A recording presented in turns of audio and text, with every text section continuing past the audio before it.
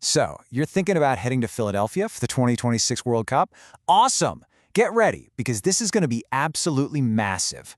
Let's break down your game plan to navigate the city like a total pro. First things first, you gotta wrap your head around the sheer scale of this thing.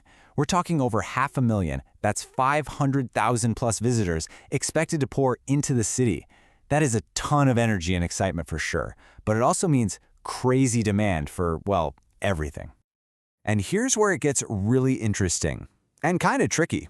Philly isn't just hosting 6 World Cup matches. Oh no, a huge round of 16 game is scheduled for July 4th. You know, the same day the entire country celebrates its 250th birthday, with Philadelphia right at the heart of it all.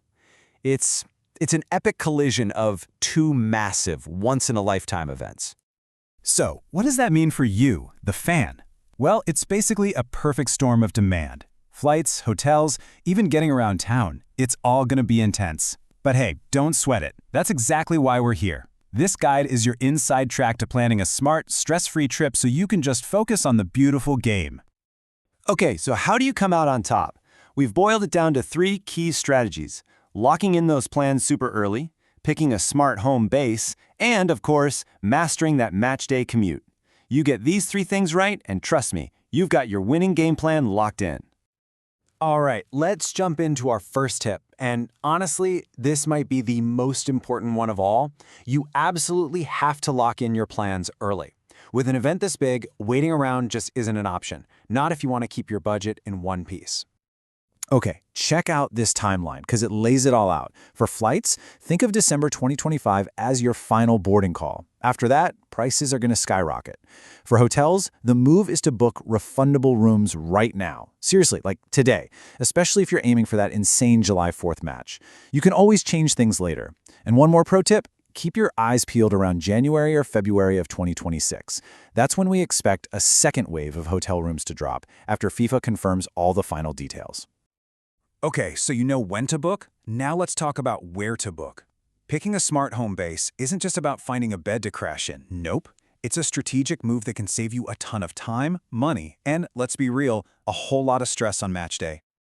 So, the big question is, where should you stay? Philly has some fantastic options, but each one has its own pros and cons. This chart here breaks it down really well. Look, staying in South Philly puts you right in the action, literally walkable to the stadium. But man, it's going to cost you, and there aren't many rooms. For most people, Center City is the sweet spot. You've got all the culture, the nightlife, and, this is key, direct access to the subway that zips you right to the game. Old City is awesome if you're into history, and University City is a great value, but both will add a little more time to your commute. But what if you're looking to save some serious cash and maybe escape the biggest crowds? Here's a pro tip for you. Think outside the city limits. You can actually use the area's really good train system to find better deals and a more relaxed home base. The 2 best options here are probably Wilmington, Delaware, and Trenton, New Jersey. Wilmington has a bunch of hotels and a super efficient train line, so your total trip to the stadium is about an hour to 90 minutes.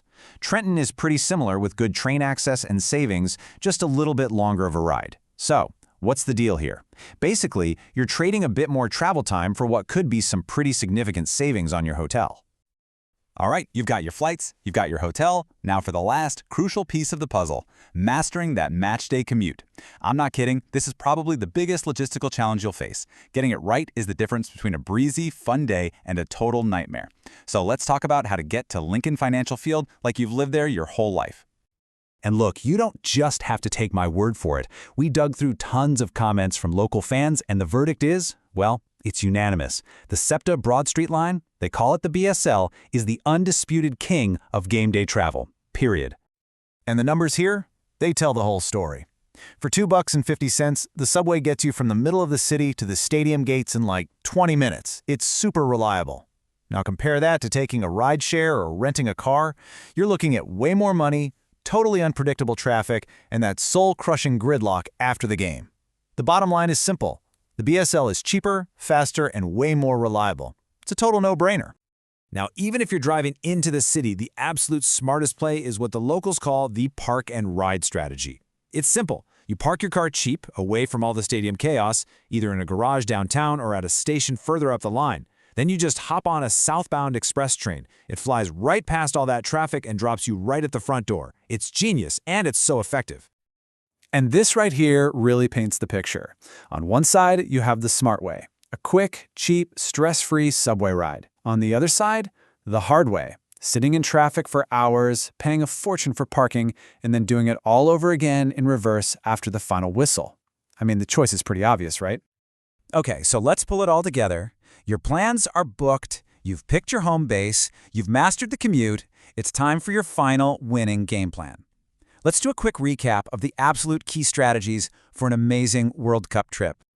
So what are the 3 things you absolutely have to remember? Number 1, book everything, flights, refundable hotels, before the end of 2025. Do it now.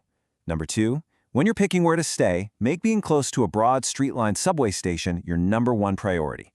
And 3, on game day, just take the subway. It's the cheapest, fastest, and most reliable way to get there. Don't even think about driving.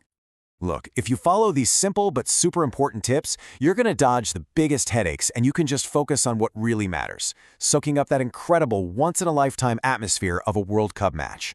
So, the only question left is, are you ready for the match of a lifetime? And to help you get started on all this, here are the essential websites you're going to need for your planning. You've got official host city info, public transit maps, everything you need to start building that perfect trip. Thanks so much for tuning in, and hey, enjoy the games.